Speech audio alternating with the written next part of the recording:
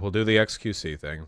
And introducing, in the corner, Ethan Klein at a... Where's that one photoshopped picture of him?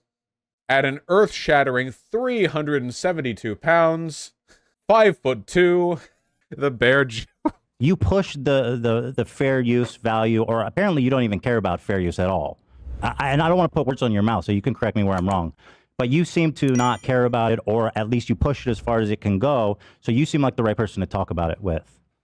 Okay, so I think there's 3 points to that. Just to be clear for the stakes in this, I think there is a lot of value in promoting good civil conduct for live streamers. I am a live streamer. Ethan and Felix are both live streamers. I think that there's value in maintaining a good standard and having discourse on what good practice is for that. Do you think your work is transformative? Yes. You do? Yep. Wait. Here, I mean, okay, because I was watching you yesterday, and here you said it's absolutely not transformative. Here it is. You don't have to care. That's totally fine. But do you agree that you've created non-transformative reactions? 100%, yeah. Okay, that's fine. We've agreed. So here you say you've 100% made non-transformative reactions. Did you change your mind? No, absolutely not. I didn't change my mind. The whole point is that nevers are really bad, because I think we all have stuff that is not transformative. If you do a full-on yes or no, I just kind of play with the question, and that was kind of So, but your work is not fully transformative. Some of it is not, by your own admission. Yeah, some of it is less reactive, yeah, 100%. Okay.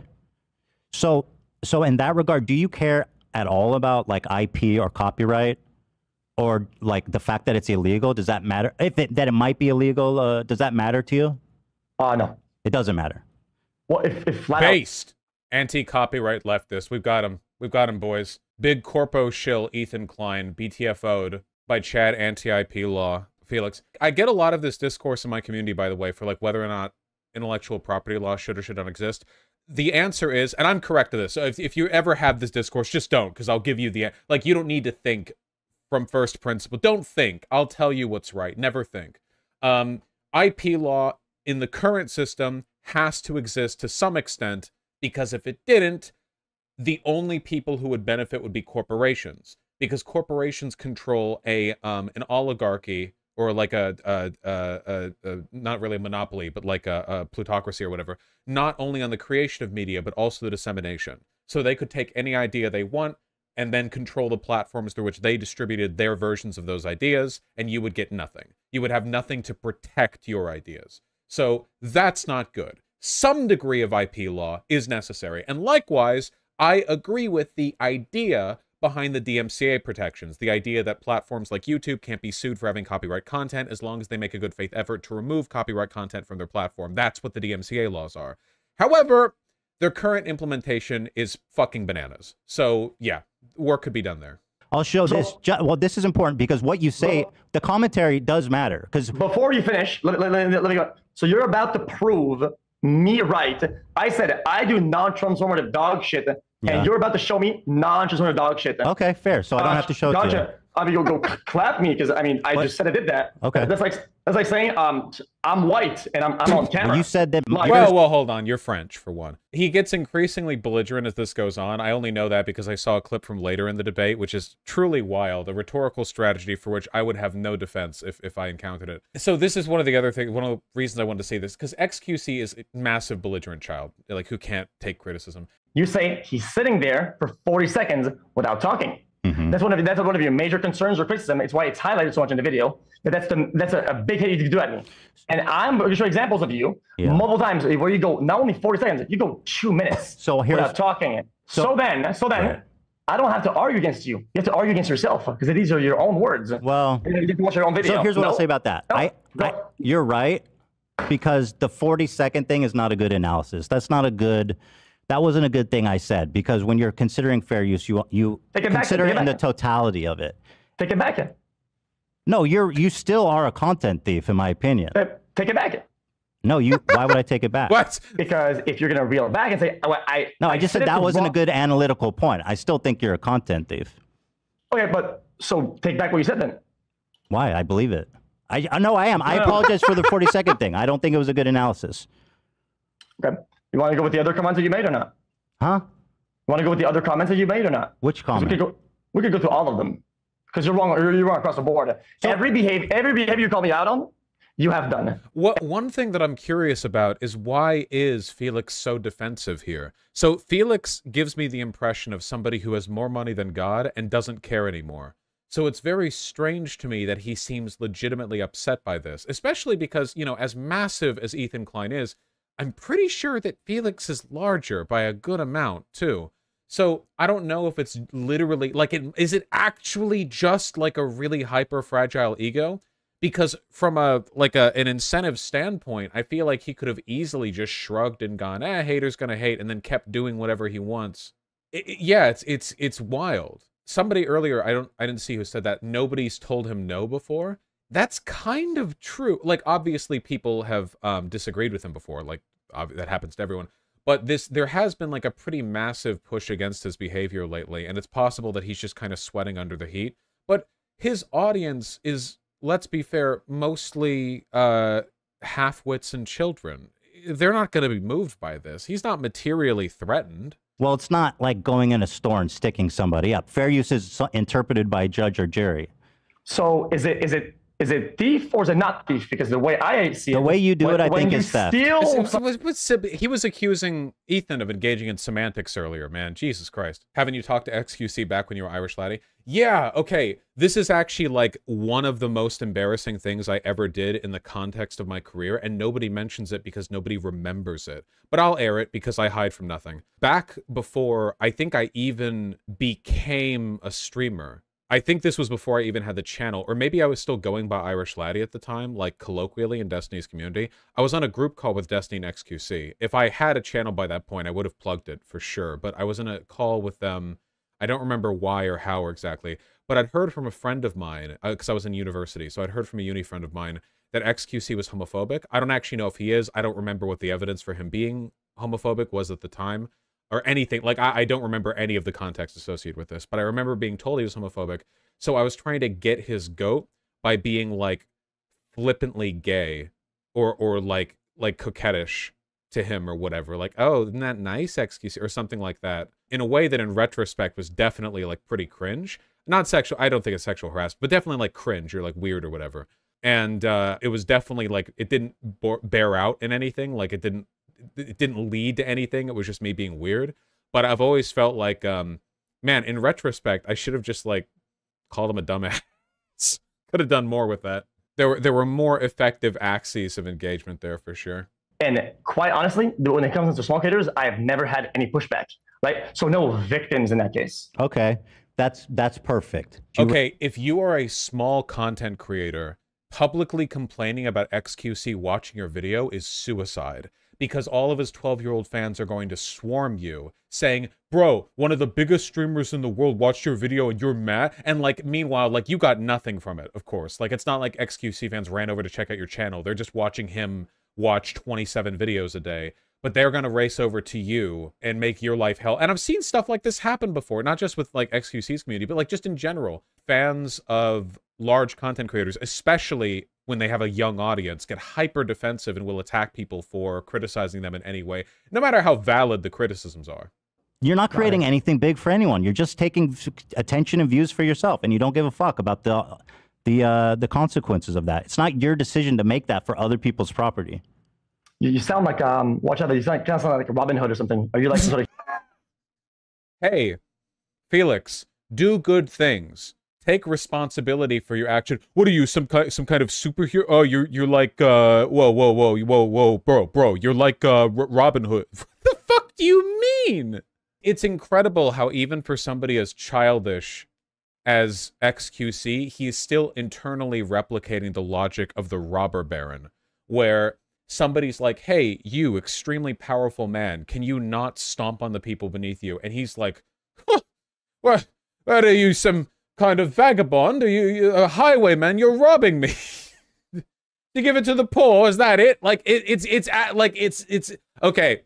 This is what people talk about when they talk about class consciousness. You know what I mean? Where, incredibly, despite having a moth-bitten brain, Felix is capable of arriving at the basic, like, underlying self-defensive logic of the bourgeoisie. without like conscious engagement. You know what I mean? It's because the systems that he exists within just naturally pull him towards that kind of myopic selfishness. Though in his case, I just think he's also genuinely child-brained. Let me ask you a question. This is Go the ahead. video, and you do this all the time. You'll agree. Yes. Yes. You use the exact title and the exact thumbnail. The only reason for anybody to do that is to That's pretty egregious too. Yeah, it does away with any possible chance that you're not just replicating the content in commentary. It's like he's like a mimetic virus or like a plague, and if your video catches it, then it's like a doppelganger thing. It's just like a significantly larger version of the video with the same title and thumb, except he's there now. So are you more upset about the title or about the content of the video itself? Well, it's the intention, dude. It's all together. You're intentionally confusing people to click your video instead of his. Since you're all about legality, you would understand that intention is one of the hardest things to prove out there, right? What the fuck are we? We're not talking about proving your case to a jury.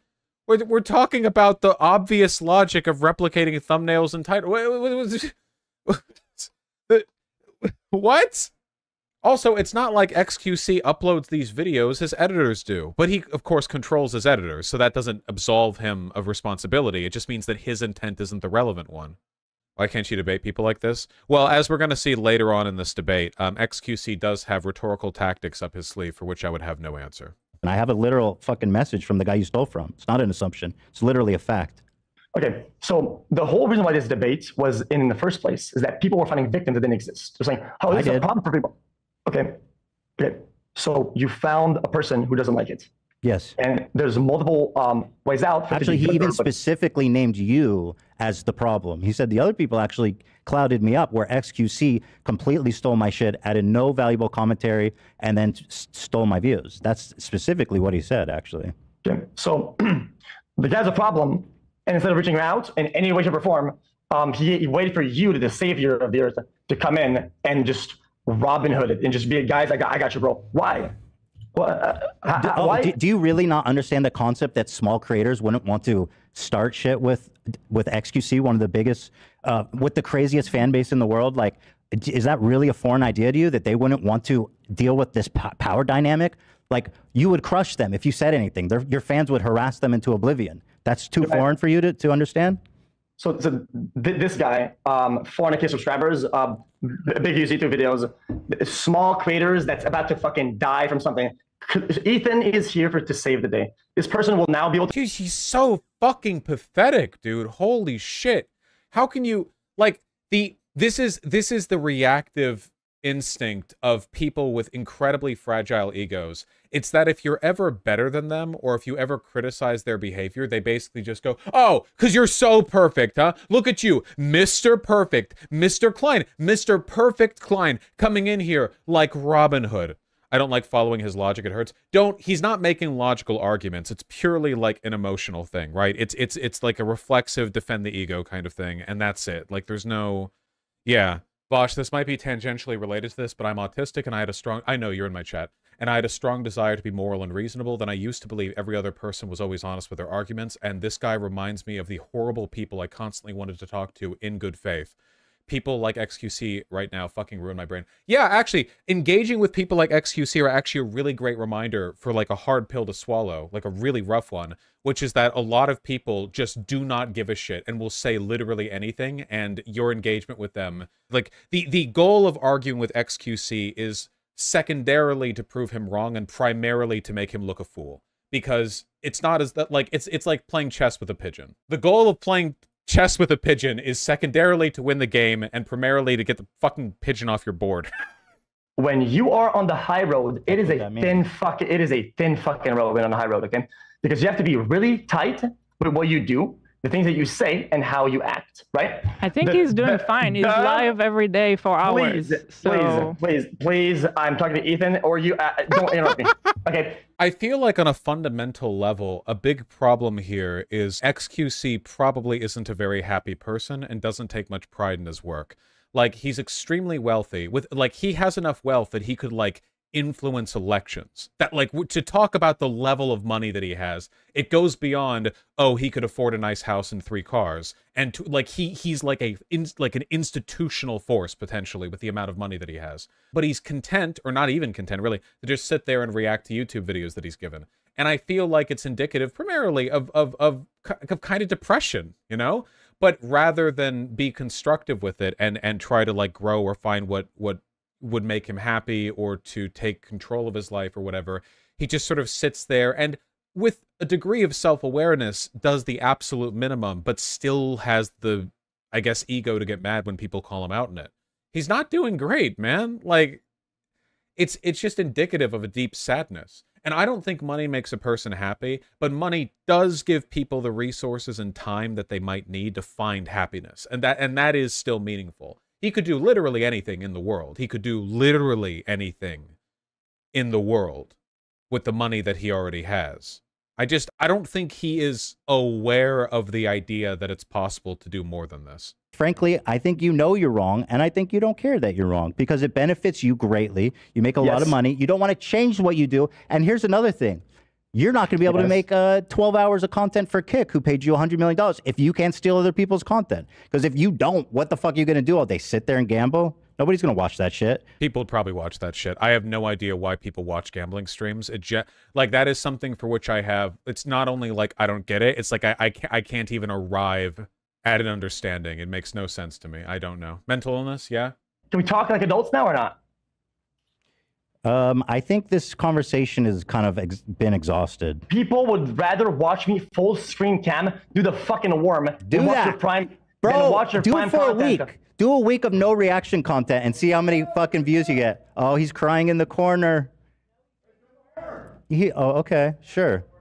I mean, that's content, man. It's original content at least. Yes, do that, bro. Dude, do a week. You fucking love it, man. Bro, this is the most money you've gotten in the past fucking 4 years, bitch. It's awesome. Do a week of no react content. Oh, man. I would have no response to that rhetorical tactic were it applied to me in a debate. Ethan loses at this moment. I think that we've done a good job at getting to the heart of what you care about and how you feel about taking people's videos. I think it was illuminating. I think we had a really good conversation. Oh, my God, it's over. Yeah. I mean, I don't think you have anything else interesting to say, so I think we can wrap it up. Really? Oh, I think your audience thinks I have something interesting to say. It's just the problem is that you're running. How long do you want me to sit here and listen to you? Watch you crawl around on the ground like a worm? I would watch that for more. Unlike you, I actually fucking organize and put work into my show. I understand for you, you're just burning time. You could sit here for 12 hours. That'd make your life easier. You wouldn't have to go steal videos. But me, I planned this. I have a show. I have a schedule. This has stopped being interesting because you're just sitting there saying silly shit and doing the worm. I think that Ethan Klein did a phenomenal job in this conversation. I think that he was incredibly calm, which juxtaposed well against xQc's building insanity. And I think that it's paid off well because in the discussion that I've seen about this, it has been 100% anti-xQc. Literally, like, across the board, every bit of discussion that I've seen online about this has been people hating on xQc.